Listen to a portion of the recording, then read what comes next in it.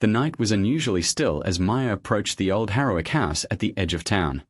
The moon hung low, casting ghostly silver light over the peeling paint and broken windows. Locals said the house had been abandoned for decades, yet stories of screams and vanished visitors clung to it like ivy. Tonight, Maya had dared herself to enter alone, her camera and flashlight in hand.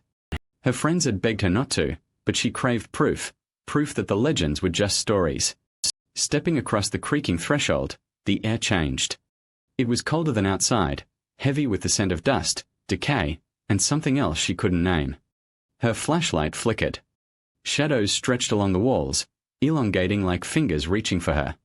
Maya shook off a chill.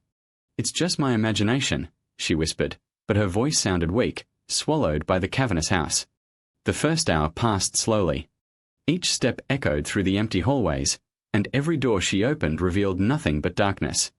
Yet the feeling of being watched gnawed at her. Then she noticed them, shadows that moved on their own. Not cast by anything, but shifting along the walls, creeping closer when she wasn't looking. At first, she thought it was a trick of the light, but they grew bolder, darting across rooms even when she stayed still. Her heartbeat thudded as she climbed the grand staircase, the boards groaning under her weight. At the top, a narrow corridor stretched endlessly. The shadows now seemed to wait for her, lingering at the edges of her vision. Suddenly, a door slammed somewhere below. Maya froze. Her flashlight flickered violently, revealing a dark figure at the far end of the hall. It was tall, hunched, and featureless, yet she could feel its eyes drilling into her soul. Panicking, she ran, but the house seemed to shift. Hallways twisted unnaturally, leading her in circles. Every room she entered looked the same: peeling wallpaper, broken furniture, dust swirling in pale moonlight. Then she heard it, whispers. Faint at first, like the wind through cracked windows. "You shouldn't be here. You don't belong." The voice grew louder, now coming from the shadows themselves. Maya's flashlight fell, spinning a beam across the floor. That's when she realized every shadow was moving with intent, following her, waiting. Desperate, she bolted to the attic, thinking she might escape through a skylight. The attic was filled with old trunks and forgotten furniture. As she clutched a rickety chair for support, she saw it, the source of the whispers.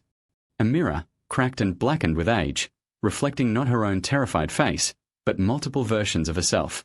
Each reflection blinked, grinned, and mouthed words she hadn't said. They stepped closer, crawling out of the glass like living shadows.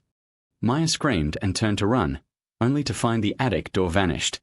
The shadows pressed in, cold hands brushing her arms, whispering her fears back at her in voices she recognized, all the time she had doubted herself, all the moments she had been alone. The house had no mercy. It was alive, feeding on her terror. She reached for the mirror in a last, frantic attempt to smash it, but her reflection was already outside the glass, smiling in triumph. Then silence. The next morning, the townspeople noticed the Harrowick house was quiet for once. The front door, long broken, now hung perfectly closed. No sign of Maya remained.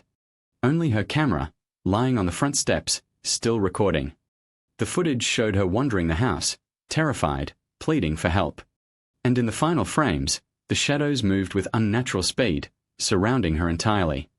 Her screams were cut abruptly, and the screen went black.